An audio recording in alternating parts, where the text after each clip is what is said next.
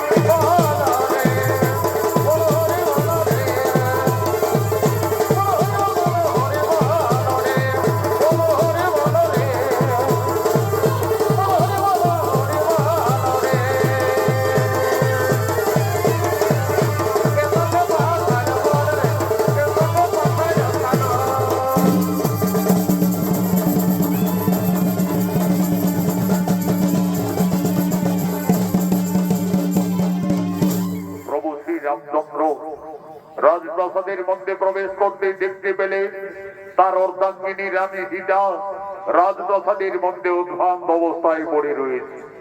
এ কি, আমার সীতা ওইভাবে রাজপ্রাসাদের মধ্যে পড়ে রয়েছে কেন? প্রভু শ্রী রামচন্দ্র এগিয়ে এসে দেখলেন রাক্ষস রাবণের ছবি অঙ্কন করে তার উপরে তার স্ত্রী নিদ্রা যাপন করে রয়েছে। একই সীতা ওইভাবে রাক্ষস রাবণের ছবি অঙ্কন করে রাজপ্রাসাদের মধ্যে অবধারণ করে রয়েছে কেন? না না না না না না না না, তা হতে পারে না, তা হতে পারে না। সীতা কেন রাক্ষস রাবণের উপরে বিরাজমান? তাহলে কি, তাহলে কি আমার সীতা সত্যি এই লঙ্কায় গিয়ে রাক্ষস রাবণের প্রেমে পড়েছিল? হয়তো সীতা রাবণ রাজাকে কোনো ভুলতে পারেনি যে তার ছবি অঙ্কন করে সীতা এখনো তার উপরে বিরাজমান। না না না না না না না না, আমার সীতা অসতী, এই সীতা কলঙ্কিনী, যার জন্য আমরা দুই ভাই দিবারাত্রি মনে মনে কেঁদেছি, যার জন্য আমি ওকালে বালি রাজকে হত্যা করেছি, যার জন্য লক্ষ লক্ষ মানব সেনা সঙ্গে করে রাক্ষস কল্পিনাশ করে যে সীতাকে লঙ্কার থেকে মুক্তি করে অযোধ্যায় ফিরে এনেছি, আজ সেই সীতা রাবণেরই ছবি অঙ্কন করে রাজপ্রাসাদের মধ্যে নিদ্রা যাপন করছে। না না না না না না, আমার সীতা কলঙ্কিনী, এই সীতা বিচারিণী। কোথায় ওরে প্রাণের ভাই লক্ষ্মণ?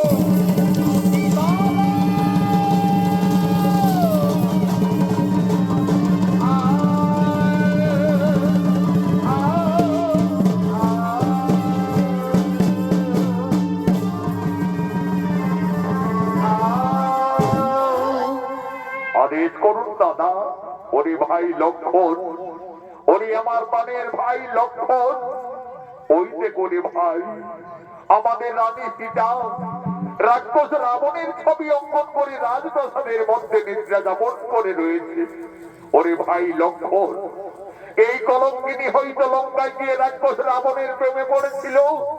হয়তো সীতা রাবণ রাজাকে কোনো ভুলতে পারেনি যে তার ছবি অঙ্কন করে সীতা এখনো তার উপরে বিরাজমান। ওরে ভাই লক্ষ্মণ, এই কলঙ্কিনী যদি আমাদের অযোধ্যা নগরে থাকে তাহলে আমাদের রঘুকুলের বদনাম হয়ে যাবে রে ভাই, আমাদের সূর্য বংশের বদনাম হয়ে যাবে।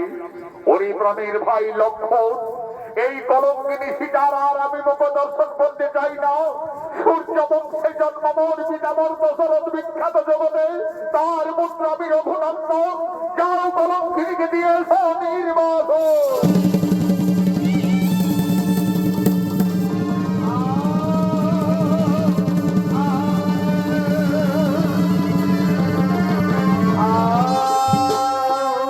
দেবী, তুমি এ কি করলে দেবী? তুমি আজ আমাদের অযোধ্যার পবিত্র মাটিকে কলুষিত করে দিলে। ধীরে ধীরে মা সীতার নিদ্রার আকর্ষণ ভঙ্গ হলো। চোখ মেলে চাইতে মা জানকী রাজপ্রাসাদের মধ্যে তার দেবর লক্ষ্মণকে দেখতে পাই। লক্ষ্মণ, একই ভাই তুমি প্রাসাদে? দেবী, তুমি একই করেছো দেবী? তুমি কেন রাক্ষস রাবণের ছবি অঙ্কন করলে রাজপ্রাসাদের মধ্যে? তুমি তার উপরে স্মরণ করে নিদ্রা যাপন করতেছিলে। তুমি কি সত্যি এই লঙ্কায় গিয়ে রাক্ষস রাবণকে ভালোবেসেছিলে? তুমি কি রাবণ রাজাকে কোনো ভুলতে পারোনি? না রে ভাই লক্ষ্মণ, আমি তো কিছু ভুল করিনি রে ভাই। আমি শুধু আমার ওই বান্ধবী উর্মিলা মন্দের বোঝাবার জন্য এই রাক্ষসের ছবি আমি প্রাসাদের মধ্যে অঙ্কন করেছিলাম রে ভাই। তুমি জানো না দেবী, এই অপরাধী তুমি কলঙ্কিনী, এই অপরাধী তুমি কি জানিনি যে রাক্ষস রাবণ তোমাকে বনবাস থেকে হরণ করে লঙ্কায় নিয়ে যায়, সেই রাবণের ছবি অঙ্কন করে তুমি ভুল করেছ, অপরাধ করেছ। প্রভু শ্রী রামচন্দ্র আর কোনদিন তোমার মুখ দর্শন করবে না। আমায় আদেশ দিয়ে দিলেন এই মুহূর্তেই তোমায় দিতে হবে নির্বাসনে।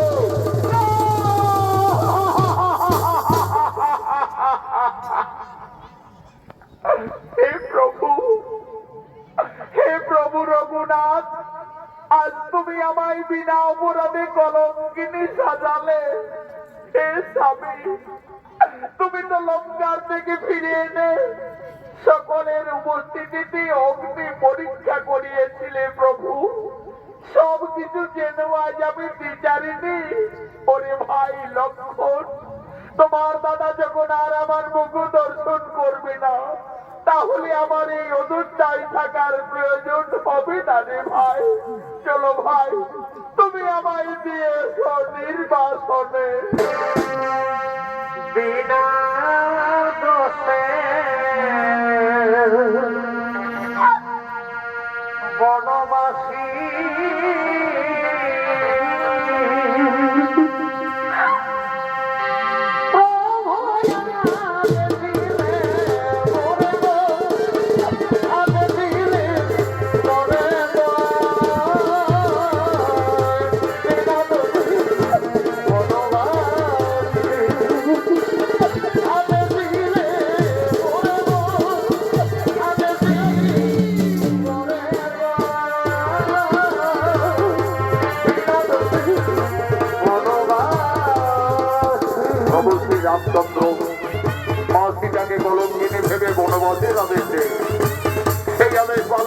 জন্য তার ভাই লক্ষণ আজ মা জানকীকে বনবাসে নিয়ে যাচ্ছে। আগে আগে চলেছে লক্ষণ, আজ মনের দুঃখে মা সীতাকে কেটে বনবাসে যাচ্ছে। বন ভবন বেরিয়ে ঘোর কাননে প্রবেশ করেছে লক্ষণ দেবী সীতাকে নিয়ে। লক্ষণ বলছেন, দেবী গো, দেখো দেবী, আমরা তো বনবাসের যথার্থ জায়গায় উপস্থিত হয়ে গেছি। তুমি তোমার বনবাসী মনেই কাননেই কাটাবে দেবী। তুমি আমাকে অযোধ্যায় ফিরে যাওয়ার অনুমতি দাও দেবী। আমাকে অযোধ্যায় ফিরে যেতে হবে, কিন্তু আমি কিভাবে একটি পঞ্চমাসের গর্ভবতী নারীকে এটা মনের মধ্যে ছেড়ে যাব?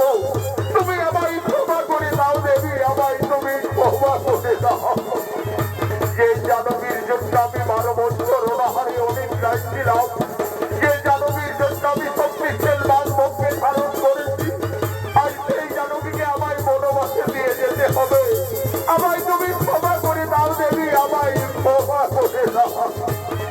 ওরে ভাই লক্ষণ, তুমি তো তোমার দাদার আদেশ পালন করেছো রে ভাই। তুমি ফিরে যাও ভাই অযোধ্যা। তোমার দাদা আমাকে বিয়ের সময় দিয়েছিলেন আমার গলার মুক্তার হাত, কানের দুল, পায়ের নপুর। আমার বনবাসে এই অলঙ্কারের শোভা পাবি না রে ভাই। এই অলঙ্কার সমস্ত নিয়ে যাবে অযোধ্যা নগরে। তোমার দাদা রঘুরাজের কাছে দিয়ে বলবে, দাদা তোমার আদেশ আমি পালন করেছি। তোমার কলঙ্কিনী সীতাকে আজ আমি বলে দিয়ে এসেছি, বনবাসে দিয়ে এসেছি।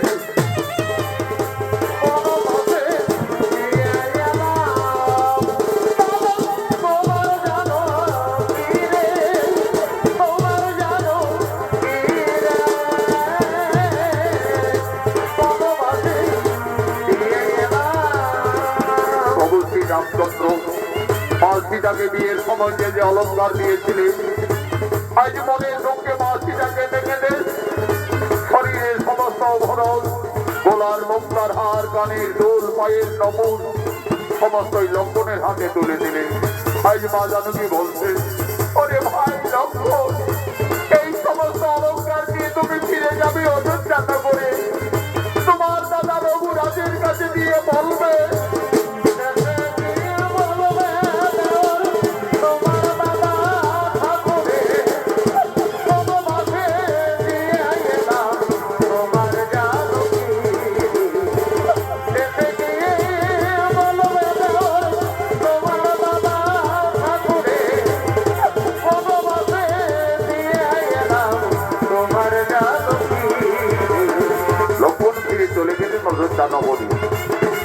আজ মা সীতা সংসার হারা, জনম দক্ষিণী বনচারিণী। আজ মা জানকী মনে মনে কাঁদছে, তার নয়নের ধারা অবিরত বইছে। আজ মা সীতা কাঁদছে আর কেঁদে কেঁদে বলছে, হে বিধাতা, আমি এখন কোথায় যাব? এই বনবাসে আমি কি খাবো? আমি কিভাবে আমার এই গর্ভের সন্তানে বাঁচাবো? না না না না না, আমি আর কোথাও যাব না। আমার বেঁচে থাকার চেয়ে আমার মরে যাওয়াই ভালো হবে, আমার মরে যাওয়াই ভালো হবে। হে প্রভু রঘুনাথ, তুমি শুধু যুগে যুগে আমাকে কাঁদিয়েই চলেছে প্রভু।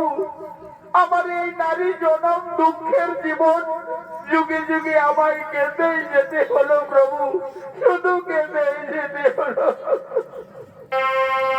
চারি যুগে আমি বড় মন্দ ভাগিনী, চারি যুগে আমি বড় মন্দ ভাগিনী। কেঁদে কেঁদে দিন কেটেছি, এমনি হতো ভাগিনী। কেঁদে কেঁদে দিন কেটেছি, এমনি হতো ভাগিনী। চারি যুগে আমি বড় মন্দ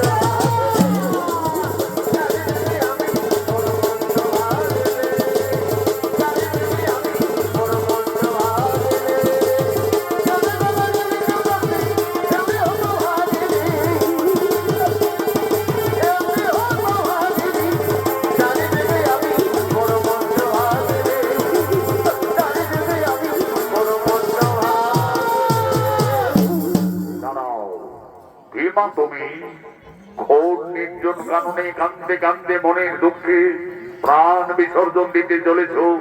তুমি জানো না নারী, মানব জীবনে আত্মহত্যা মহাপাপ। বাবা, আমার বেঁচে থেকে কিছু কাজ হবে না বাবা। আমার স্বামী আমাকে বিনা অপরাধী কলঙ্কিনী ভেবে আমাকে বনবাসে পাঠিয়েছে বাবা। আমি সংসার হারা জনক নন্দিনী সীতা। মা সীতা, তুমি বনবাসে এসেছ মা? আমি যোগী বাল্মীকি, আমি জানতাম না জানো কি, একদিন না একদিন তোমাকে বনবাসে আসতেই হবে। মা সীতা, তুমি কেঁদো না মা, তুমি কেঁদো না। বিধির বিধান কেউ লঙ্ঘন করতে পারে না মা, বিধির বিধান কেউ লঙ্ঘন করতে পারে না। মা সীতা, তোমার বনবাস জীবন কাটাবার জন্য আমি এই তপবনে পূর্বে একটি সুন্দর পাতার কুটির নির্মাণ করে রেখেছি। চলো মা জানকী, তুমি না কেঁদে না ভেবে তোমার বনবাস জীবন ওই পাতার কুটিরেই কাটাবে। চলো। আমার গলা